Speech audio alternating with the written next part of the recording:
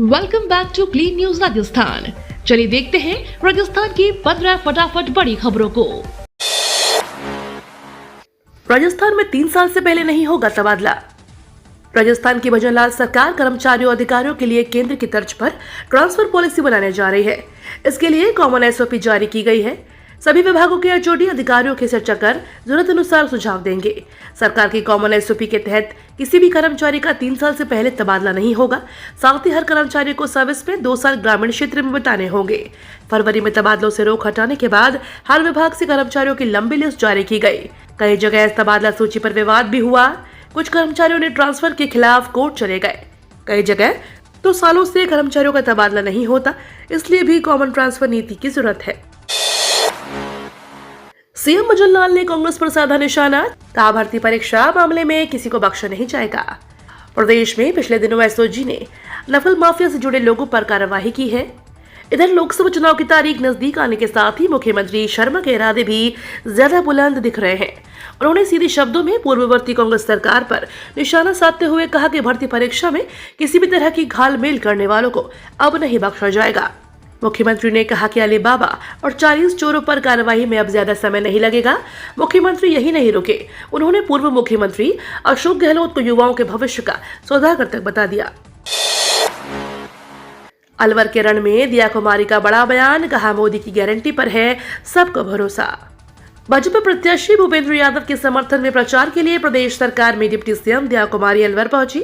उन्होंने कहा कि भूपेंद्र यादव ने केंद्रीय मंत्री रहते हुए राजस्थान को बहुत कुछ दिया है। प्रधानमंत्री मोदी की गारंटी पर सभी को भरोसा है।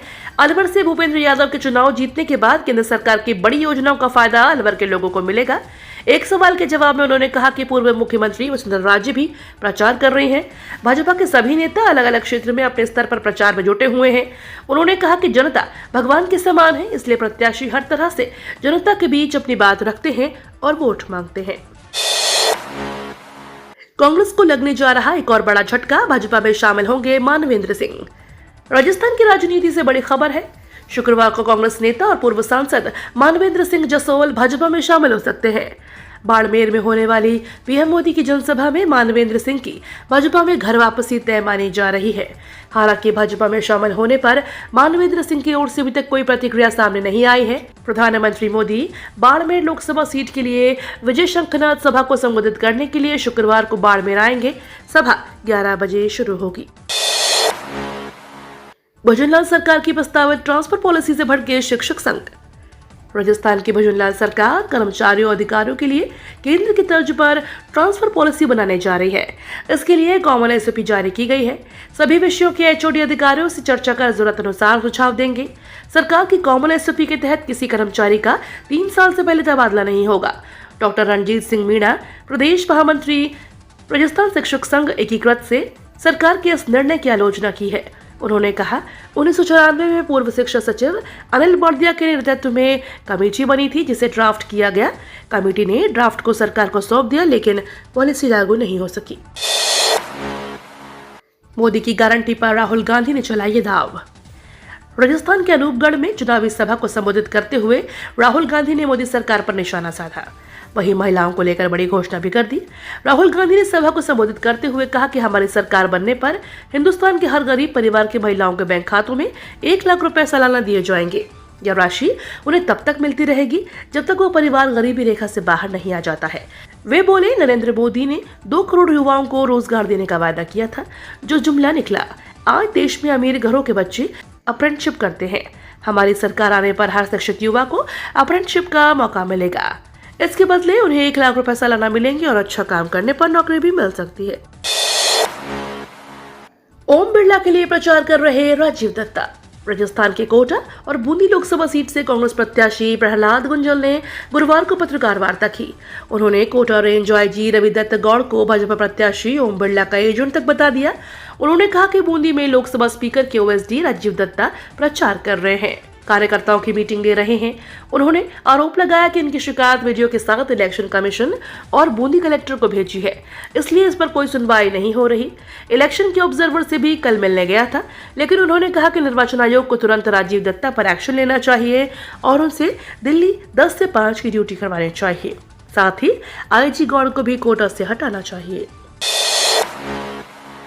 हम गरीब और पिछड़ों को देंगे 16 लाख करोड़। राजस्थान में मोदी पर हमलावर हुए राहुल गांधी। राजस्थान के पहले चुनावी दौरे पर आए राहुल गांधी ने पीएम मोदी पर जमकर निशाना साधा। राहुल गांधी ने कहा कि नरेंद्र मोदी ने अपने 15 से 20 उद्योगपति मित्रों के 16 लाख करोड़ के कर्ज को माफ कर दिया है। यह सरकार सिर्फ अरबपतियों का कर्जा माफ करती है, किसानों मजदूरों का कर्जा माफ नहीं करती।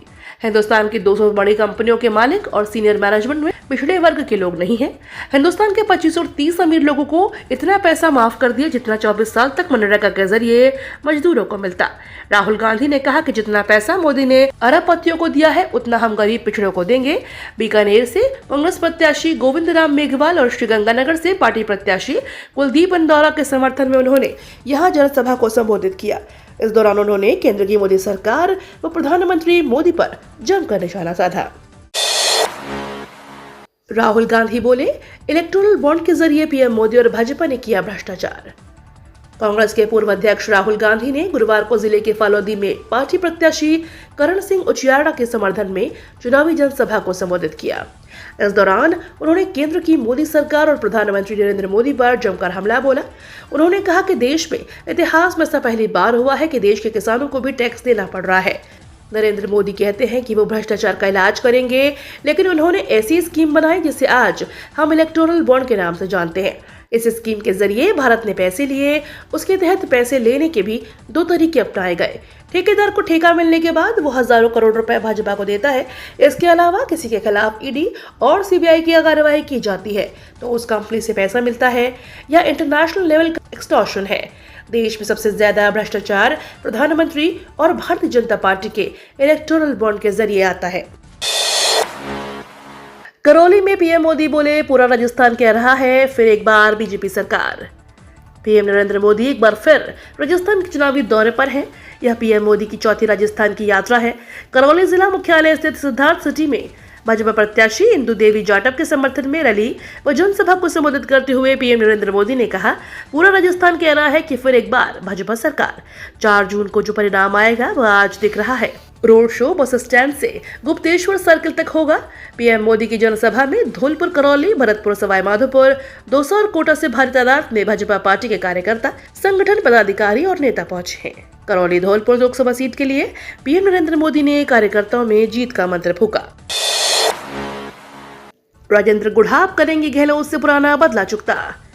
लोकसभा चुनाव से पहले शिवसेना के नेता राजेंद्र गुढ़ा और मुख्यमंत्री भजनलाल शर्मा ने पूर्व सीएम गहलोत को लेकर गेम प्लान तैयार किया है, जिसके तहत राजेंद्र गुढ़ा मंत्री पद से बर्खास्त किए जाने का बदला अशोक गहलोत से ले सकेंगे। पूर्व मंत्री और शिवसेना राजस्थान के कोऑर्डिनेटर राजेंद्र गुढ़ा प्रदेश में सभी लोकसभा सीट पर भाजपा का प्रचार करेंगे। विशेष रूप से जालौर सिरोही सीट पर जाएंगे, जहां से पूर्व मुख्यमंत्री अशोक गहलोत के बेटे वैभव गहलोत कांग्रेस से चुनाव लड़ रहे हैं।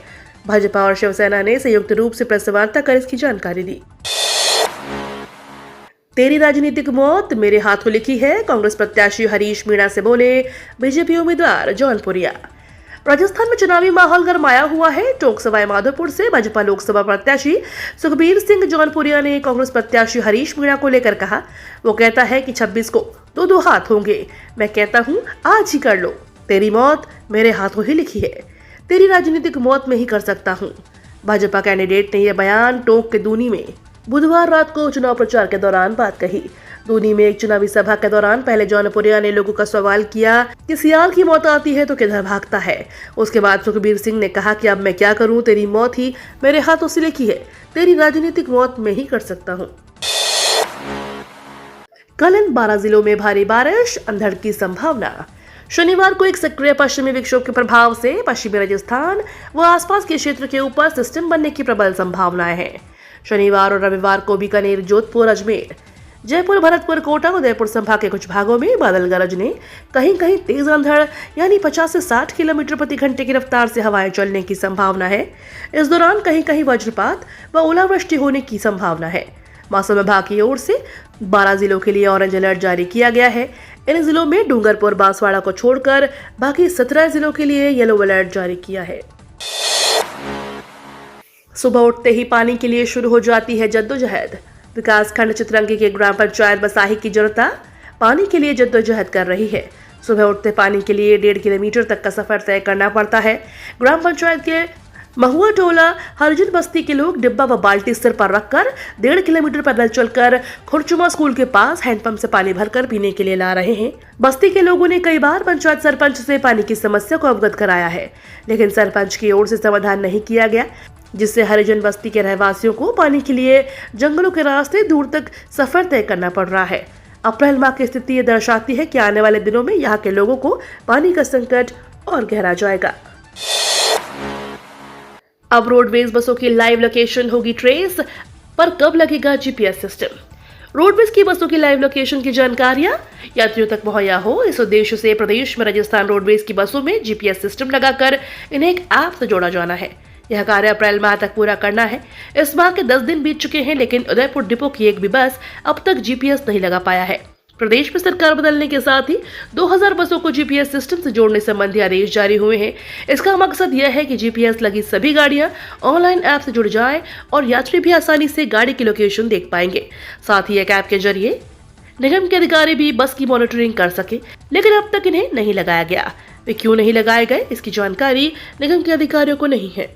ये तो थी राजस्थान की बड़ी खबरें। रोजाना सबसे पहले अपडेट पाने के लिए क्लीन न्यूज राजस्थान को अभी सब्सक्राइब करें।